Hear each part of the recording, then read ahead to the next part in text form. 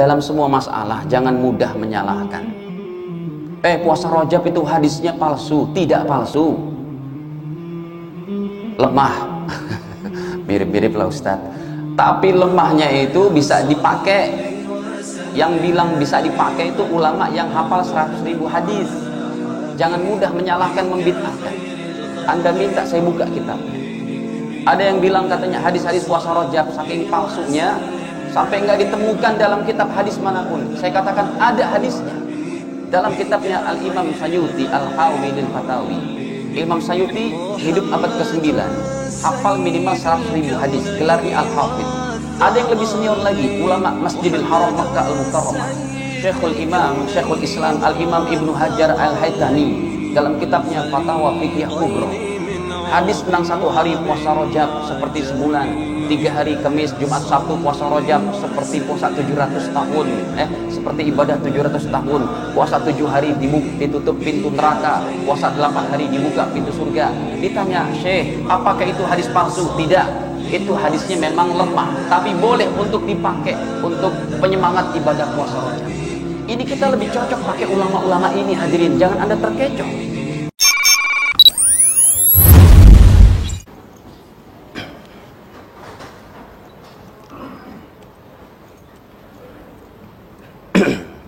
Bismillahirrahmanirrahim. Assalamualaikum warahmatullahi wabarakatuh.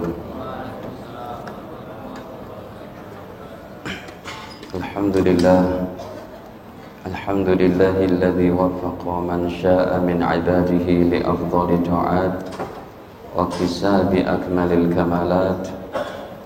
Asyhadu an la ilaha illallah wahdahu la syarika lah al-muttasif jami'as sifatil kamalat. Wa asyhadu anna sayyidana wa nabiyyana Muhammadan 'abduhu wa rasuluhu la nabiyya afdhalul makhluqat.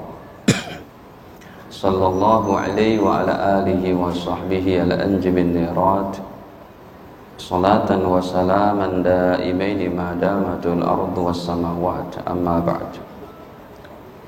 Faya ma'asyaral muslimin wal muslimat, usikum wa nafsi bi taqwallah, faqad fazal muttaqun. Qala Allah ta'ala, ya ayyuhalladzina amanu taqullaha haqqa tuqatih wa la tamutunna illa wa antum muslimun. Alhamdulillah, para hadirin kaum muslimin wal muslimat yang dirahmati Allah. Sebelumnya marilah senantiasa kita memanjatkan puji syukur kehadirat Allah Subhanahu wa taala atas segala limpahan nikmatnya yang tidak terhingga pada kita, terutama sekali nikmat iman, Islam, sehat afiat.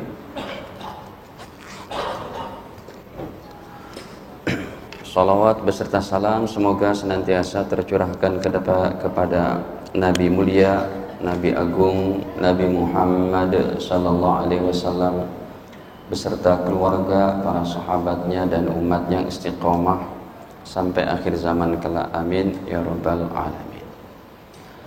Hadirin para jamaah, tema pada siang ini adalah memahami bid'ah dari para ulama. Sebenarnya bid'ah itu seperti apa definisinya? Apakah bid'ah itu sesuatu yang tidak ada contoh Nabi, lalu boleh dihukumi haram, sesat, masuk neraka, dan itu adalah bid'ah dhalalah?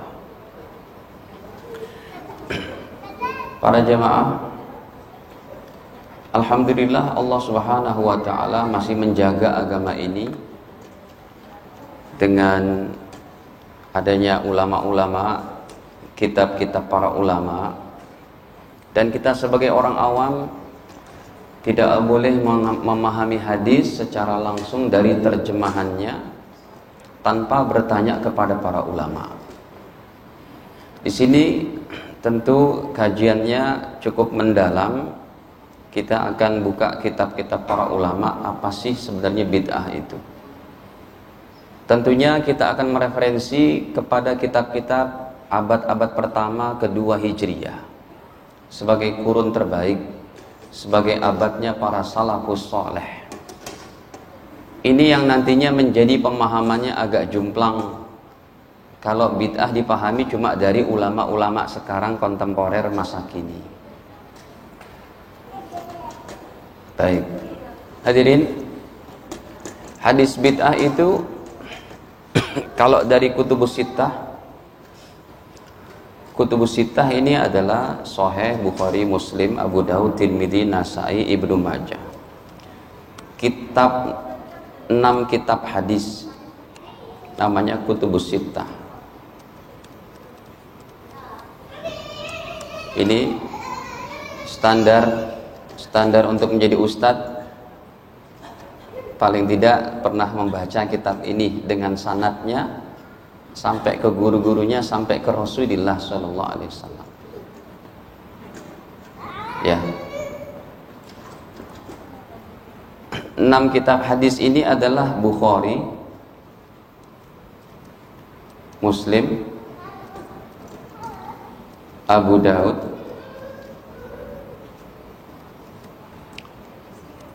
Tirmidzi, Nasai, dan terakhir Ibnu Majah. Yang paling sepuhnya adalah Al-Imam Bukhari, kelahiran 196 Hijriah. Kalau Imam Muslim, Imam Abu Daud beda bulan saja kelahirannya sih. Kelahirannya tahun 202 Hijriah.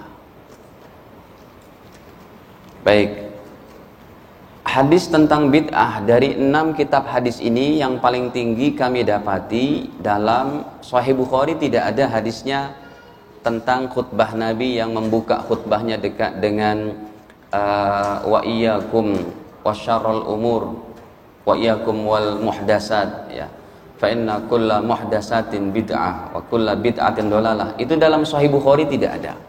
Jadi paling tinggi adalah dalam Sahih Muslim. Paling tinggi dari segi riwayatnya ya tentang hadis bid'ah, ya,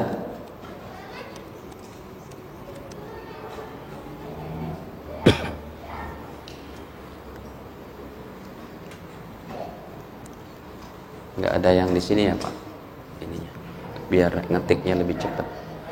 Paling tinggi dari segi riwayat kami dapati dalam Sahih Muslim.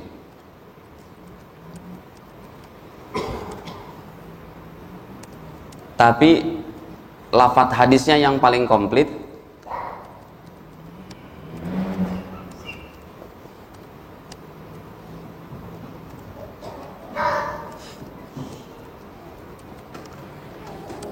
ada dalam Sunan Nasai.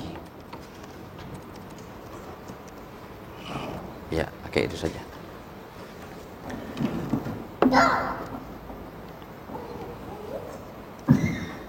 Nah, hadirin, hadis tentang sabda Nabi semua yang baru adalah bid'ah itu paling tinggi kita dapati dalam Sahih Muslim. Imam Bukhari tidak meriwayatkan. Imam Muslim adalah murid masih dari murid Imam Bukhari. Ya. Nah, kita buka di antaranya Sahih Muslimnya yang paling tinggi dari segi periwayatannya dulu. Karena rijalul hadis atau para perawi periwayat hadisnya Imam Muslim ini memang satu tingkat di bawah Al-Imam Bukhari. Bukhari Muslim ini yang disebut sebagai Syekhul Hadis dalam ilmu hadis. Bukhari Muslim yang terkenal dengan istilah muttafaqun alaih. Kalau dalam kitab terjemahan ada bahasanya muttafaqun alaih, itu artinya riwayat Al-Imam Bukhari dan Imam Muslim.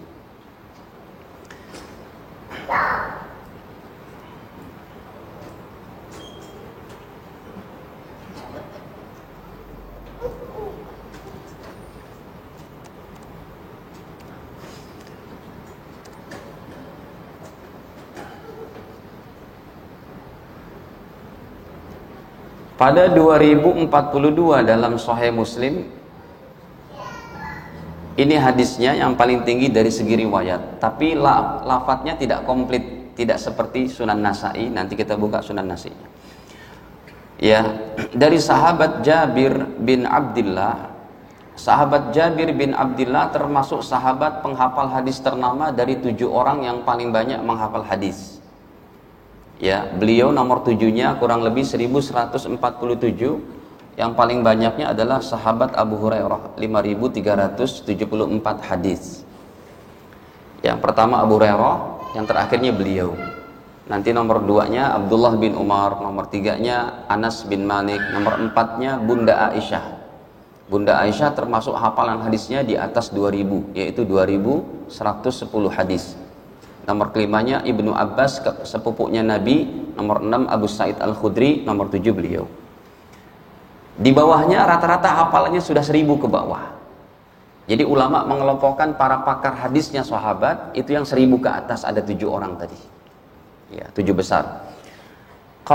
Beliau berkata, yaitu Jabir, kana Rasulullah sallallahu alaihi wasallam, adalah baginda Nabi sallallahu alaihi wasallam, idza khataba, apabila beliau berkhutbah, ihmarrat ainah, matanya memerah saking semangatnya khutbah Jumat. Wa ala sautuh, suaranya pun meninggi. Washtadda ghadabuhu, dan menjadi sangat akan suaranya seakan-akan suara orang yang marah, yang tegas. Ka'annahu mundiru jaish, seakan-akan beliau adalah komandan pasukan perang.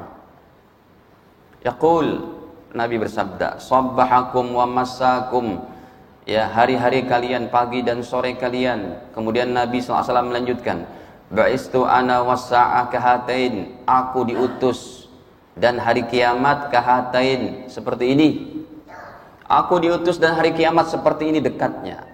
Tapi karena dari wafatnya Rasul sampai hari ini sudah 1400 tahunan, kiamat belum datang juga, makanya para ulama mengklasifikasikan diutusnya Rasul dan sampai meninggalnya itu merupakan pertanda kiamat kecil. Kalau virus corona kiamat kecil apa besar, Ustaz? Kalau itu sih bisa jadi cobaan, bisa jadi siksaan bagi orang-orang kafir. Nah hadirin, kemudian Nabi SAW melanjutkan.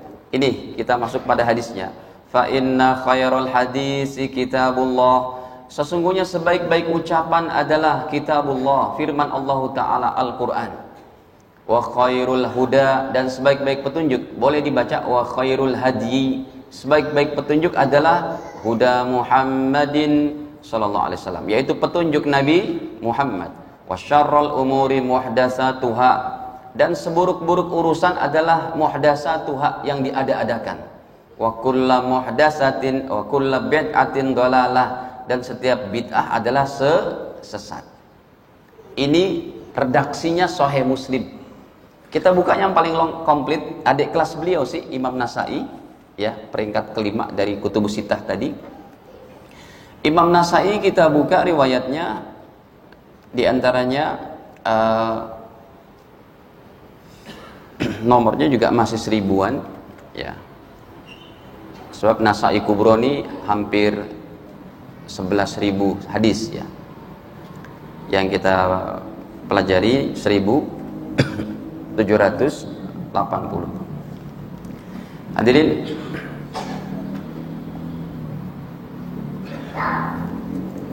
sahabatnya masih dari sahabat Jabir. Karena Rasulullah sallallahu alaihi wasallam adalah baginda Nabi SAW yaqul, bersabda, fi khutbatihi, pada khutbahnya. Singkatnya beliau bersabda, may yahdillah fala mudhillalah, siapa yang diberikan petunjuk oleh Allah, fala mudhillalah, maka tidak ada yang bisa menyesatkannya. Wa may yudlil, siapa yang disesatkan, fala hadiyalah, tidak akan ada yang bisa berikan petunjuk. Inna asdaqal hadisi kitabullah, sesungguhnya sebenar-benar ucapan adalah kitabullah, yaitu firman Allah. Wa ahsanal hadi, dan sebaik-baik petunjuk hadyu Muhammadin sallallahu alaihi wasallam, yaitu petunjuk baginda Nabi sallallahu alaihi wasallam.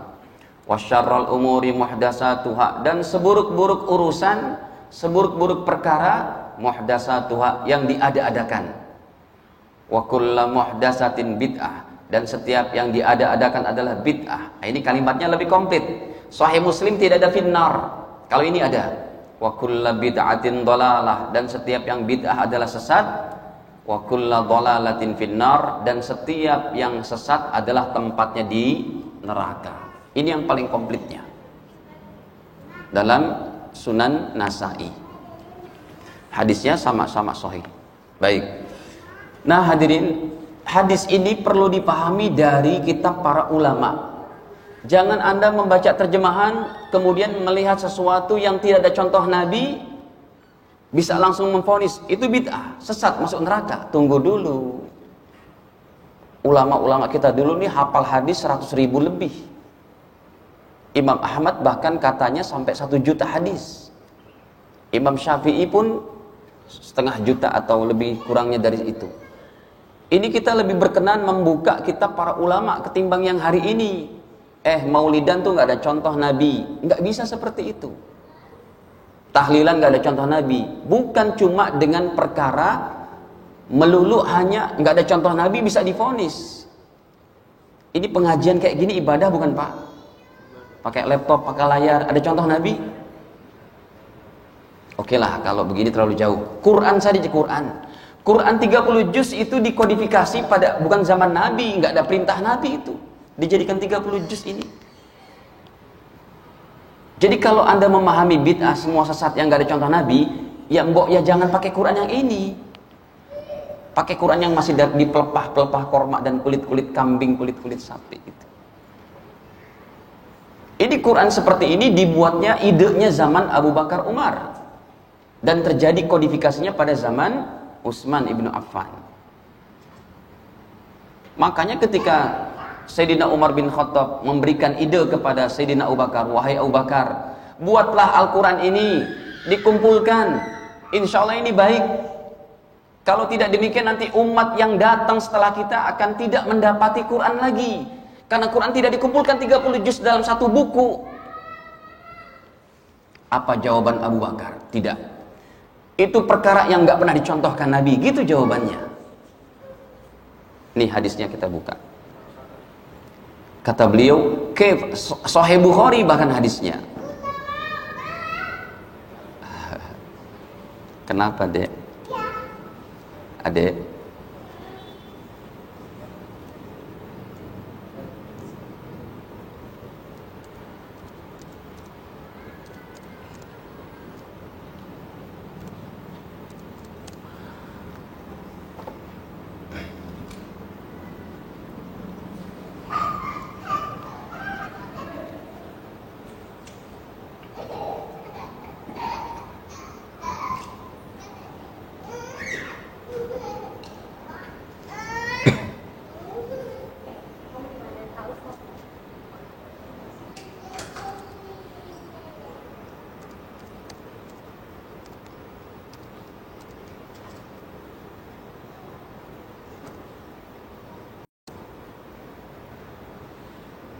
Nih, pada 4402 dalam Sahih Bukhari, jawabannya Sayyidina Abu Bakar begini, yang warna merah nih, saya kasih warna merah. Ya. Kata Sayyidina Umar, wahai Abu Bakar, tolong kumpulkan Al-Quran. Itu ide pada zaman mereka, bukan dari Nabi. Jawabannya Sayyidina Abu Bakar bagaimana? Wahai Umar, qultu li Umar, Umar, kaifa af'al syai'an? Bagaimana aku mengerjakan sesuatu lam yaf'alhu Rasulullah sallallahu alaihi wasallam? Bagaimana saya membuat sesuatu yang enggak pernah dicontoh Nabi?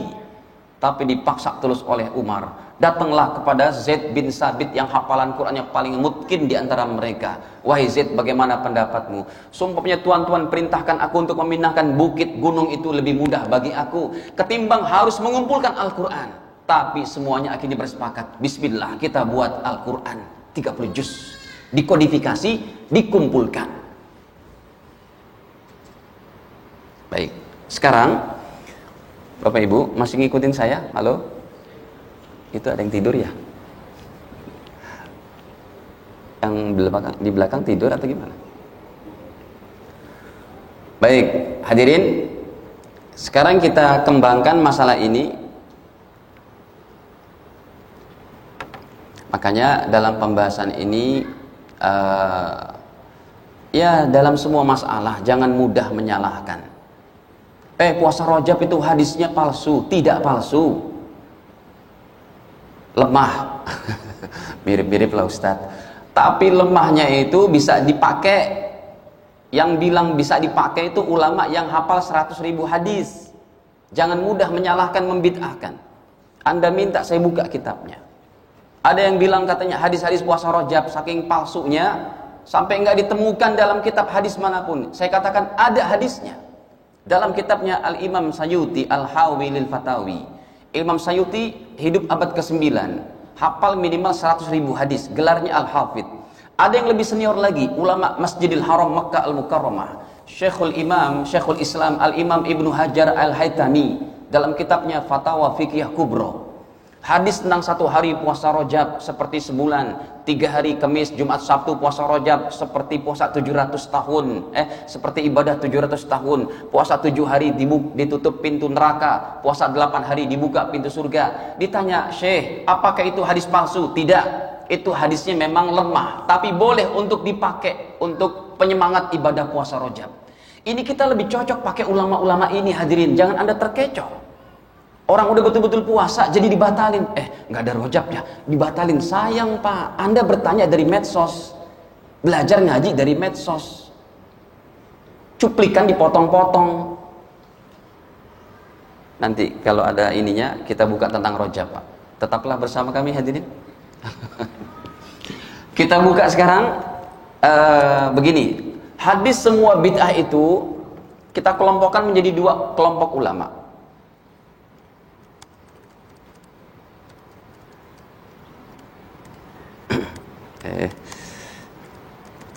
Apa terlalu silau ininya. Yang pertama, kelompok pertama adalah ulama yang menyatakan semua hadis, semua yang tidak ada contoh Nabi bid'ah, masuk neraka, sesat.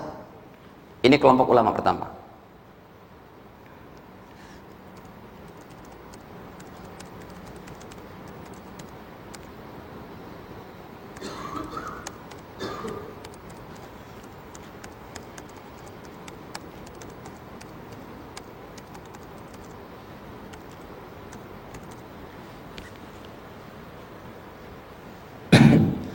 Ulama yang menyatakan yang pertama ini semua bid'ah sesat masuk neraka yang nggak ada contoh Nabi.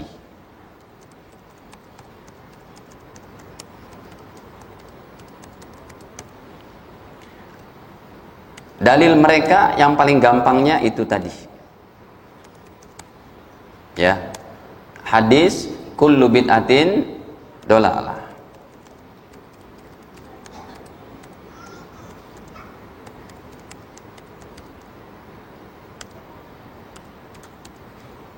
Ini kelompok ulama pertama. Ya.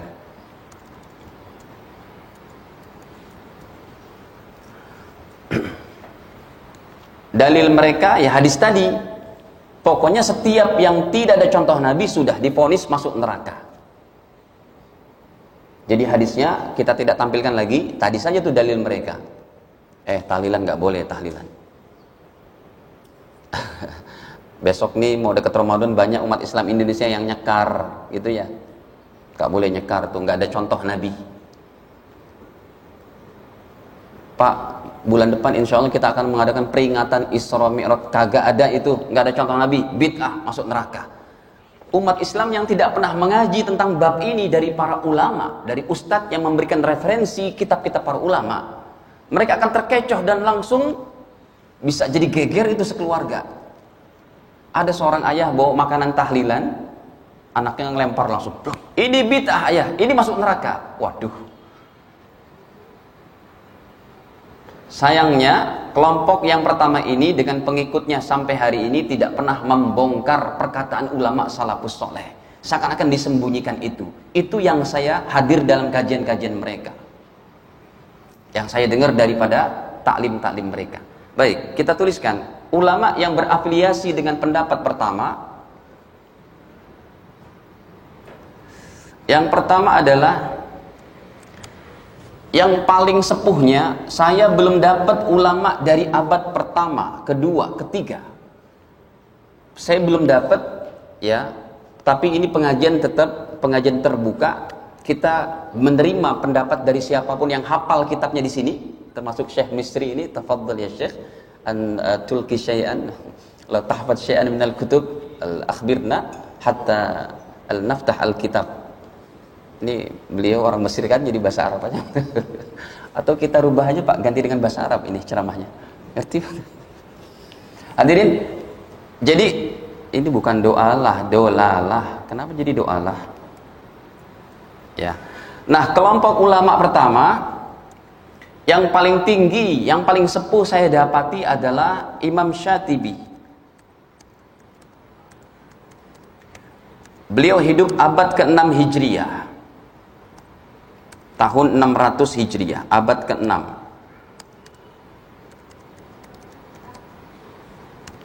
Saya belum dapati ulama dengan kitabnya yang menyatakan semua bid'ah sesat yang lebih dekat ke zaman Nabi kecuali abad ke-6.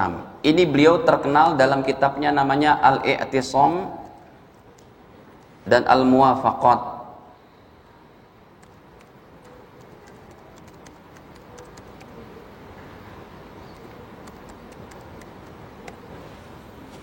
Ya, ada juga di sini kitabnya, kitab Imam Syatibi. Dalil mereka yang membawakan nama Imam Syatibi dalam kajian mereka, di radio mereka, di televisi mereka, mereka menyebut nama Imam Syatibi paling tinggi. Imam Syatibi hidup abad ke-6. Kami tanya, adakah referensi kalian yang abad ke-5, ke-4, ke-3, ke-2? Belum ada. Sampai hari ini belum ada jawaban. Setelah kami diskusi dengan mereka. Diskusi terbuka. Baik. Yang kedua, pengikut pendapat yang berafiliasi dengan pendapat kedua ini bahwa semua bid'ah adalah sesat, ya, yaitu selevelnya daripada orang yang hidup abad ke-10, yaitu Syekh Muhammad bin Abdul Wahab.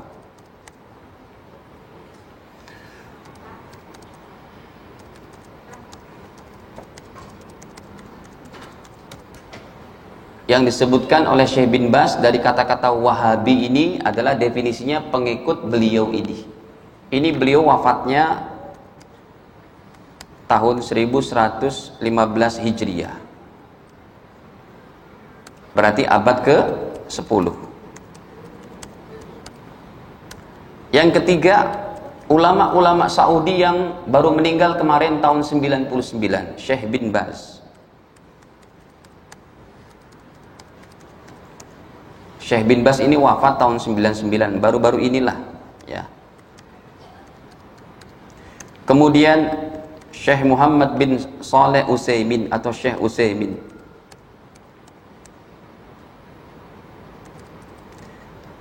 Kemudian Syekh Albani, ini pun kencang sekali beliau menyatakan semua yang tidak ada contoh Nabi sesat bid'ah. Yang keenam, Syekh Mukbil, Syekh Al-Syekh, Syekh Fauzan Al-Fauzan, dan ulama yang berafiliasi dengan kelompok pertama ini, ataupun ustadz-ustadz yang zaman sekarang yang mengikuti mereka, para dai, para ustadz, ya, yang berafiliasi dengan mereka.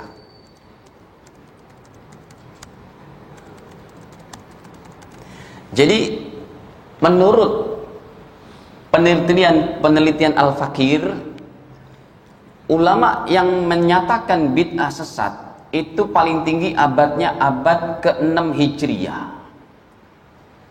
Ditambah dengan ini sebagian aja kami sebutkan fulan sama, ya, para ustadz yang berafiliasi dengan mereka. Dalil mereka hadis tadi, wa iyyakum wal muhdatsatil umur fa inna kulla muhdatsatin bid'ah wa kulla bid'atin dhalalah wa kulla dhalalatin finnar. Dalilnya itu saja tuh. Ya. Baik. Sekarang kelompok ulama kedua.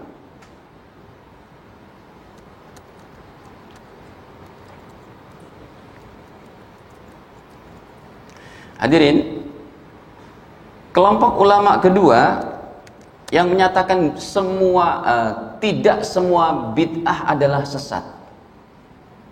Bid'ah tidak semuanya sesat, tapi ada yang baik. Oh, rupanya ada Ustadz, ada. Dan level tahunnya lebih sepuh, lebih dekat kepada zaman Nabi. Cuma gaung kelompok pertama ini terlalu berani dan terlalu menerjang arus. Harusnya dalam perbedaan pendapat, menurut kami begini, yang ini begini. Menurut kami puasa Rajab nggak ada, tapi menurut ulama 4 madhab salafus soleh, murid sahabat dan tabi'in ada. Berani nggak bilang begitu? Jadi kesimpulan dalam hukum fikih bukan ini betul, ini salah, keliru ini memecah belah umat namanya, Pak. Usahakan dalam kajian itu tidak menyalahkan, tapi dibeberkan kitab-kitabnya. Apalagi masalah puasa Rajab yang memang saya nyantri dulu. Kami nyantri itu kiai-kiai kami udah biasa merintahkan kita puasa Rajab, Sya'ban, Ramadan 3 bulan. Sekarang aja udah jadi ustadz. Dulu masih nyantri kita puasanya sebulan Rajab, sebulan Sya'ban. Belum belajar hadis. Sekarang sudah belajar hadis, kita tampilkan puasa Rajab itu dengan fatwa ulama yang confident, yang capability dalam masalah ini. Yang confident, yang betul-betul punya kepercayaan dan kapasitas siqahnya dalam berfatwa. Selevel Imam Syafi'i, Imam Nawawi, ataupun lebih sepuh lagi 4 madhab tadi. Baik. Jadi bid'ah tidak semua sesat, tetapi ada yang baik. Disebut bid'ah hasanah.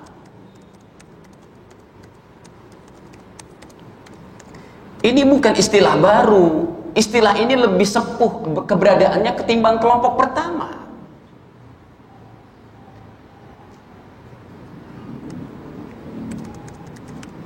Baik.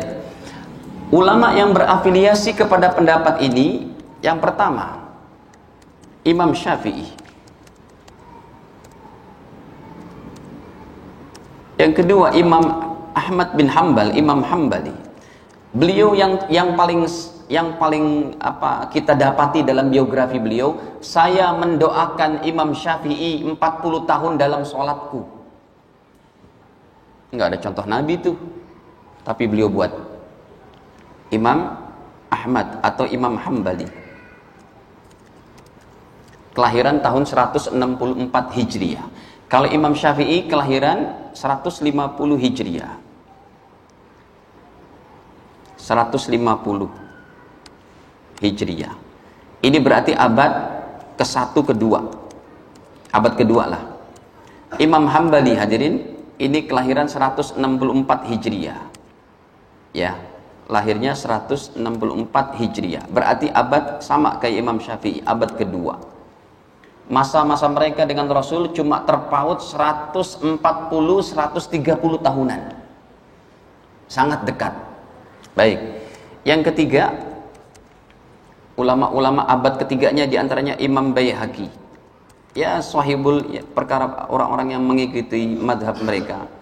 Ya, abad keempatnya contohnya adalah Imam Baghawi yang berafiliasi kepada 4 madhab ini. Kemudian abad kelimanya diantaranya Imam Ghazali. Kemudian abad ke-6-nya diantaranya Imam Izzuddin bin Abdussalam.